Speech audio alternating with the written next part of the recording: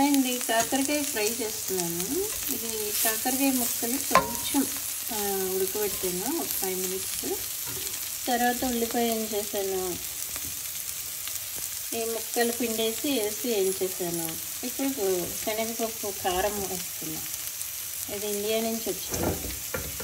ఇది వేస్తే చాలా టేస్ట్ వస్తుంది.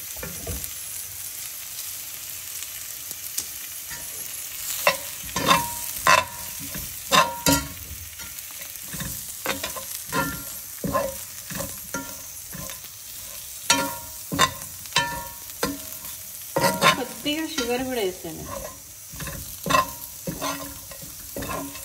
మరీ స్వీట్గా కాకుండా కొద్ది సరిపోయేంత.